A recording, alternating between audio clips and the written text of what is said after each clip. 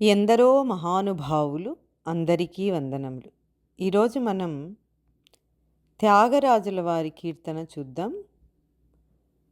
త్యాగరాజుల వారు నిజమైన రామభక్తుడిగా ఒక మంచి పదవినిమ్మని రాముణ్ణి కోరుకుంటున్నారు.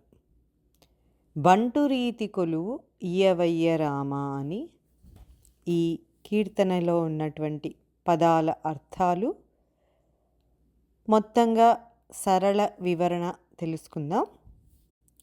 పల్లవి బంటు రీతి కొలువియ్యవయ్య రామ. బంటు అంటే సేవకుడు, అంగరక్షకుడు. రీతి అనే విధంగా, కొలువు ఉద్యోగము, ఇయ్యవయ్య రామ ఇవ్వు రామ. మొత్తంగా అర్థం, ఓ రామ, నాకు నీ ఆస్థానములో అంగరక్షకుడు అనేటువంటి ఉద్యోగము అంటే పదవి ఇవ్వు.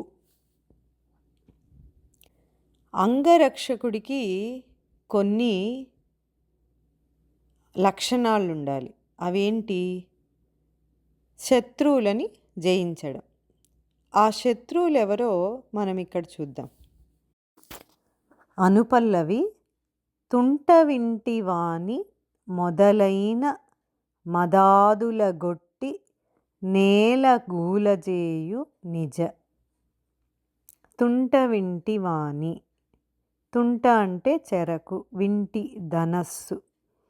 చెరకు ధనస్సుగా గల మన్మథునికి సంబంధించిన కామము మొదలైన ఆదిగా మదాదుల గొట్టి, మదము మొదలైన అరిషడ్వర్గములను త్రుంచి నేలగూలజేయు అణచివేయు నిజ, నిజమైన, అసలైన.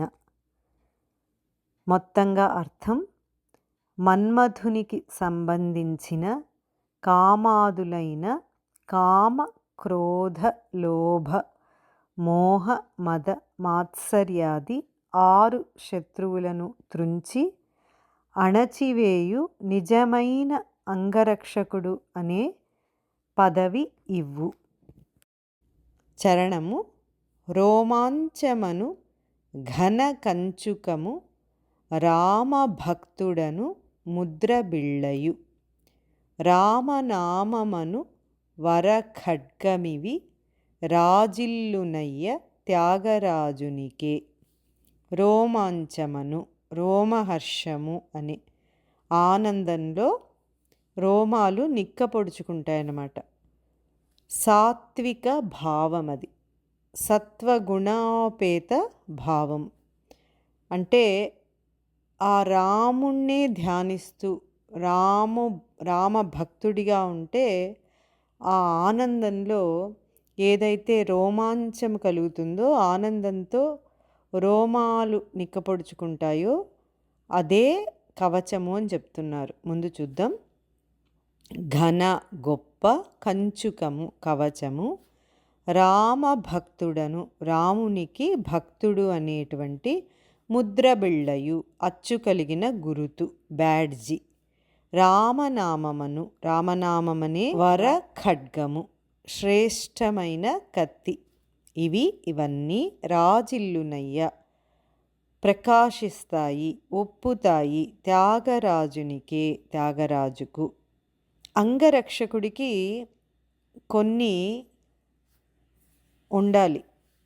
ఆ అంగరక్షకుడు అంటే అతను కవచం ధరించి ఉండాలి.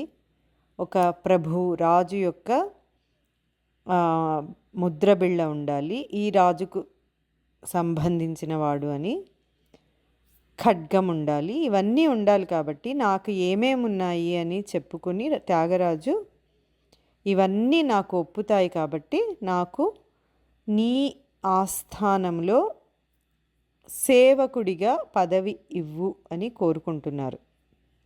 మొత్తంగా అర్థము, రోమహర్షము అనే గొప్ప కవచము, రాముని భక్తుడు అనేటువంటి బ్యాడ్జి లేకపోతే గురుతు, రామనామమనే శ్రేష్టమైన కత్తి, ఇవన్నీ త్యాగరాజుకు మాత్రమే ఒప్పుతాయి. అందుకని నీ ఆస్థానములో అంగరక్షకుడు అనే ఉద్యోగము ఇవ్వు అని కోరుకుంటున్నారు. ఈ అరిషడ్ వర్గాలే అసలైన శత్రువులు. ఆ శత్రువులను జయించాలంటే ఇవన్నీ ఉండాలి. ఇవన్నీ ఉన్నాయి, నాకు ఒప్పుతాయి. అందుకని నాకు నీ యొక్క సేవకుని పదవిని ఇవ్వమని త్యాగరాజుల వారు ఎంతో హృదయంగా ప్రార్థిస్తున్నారు.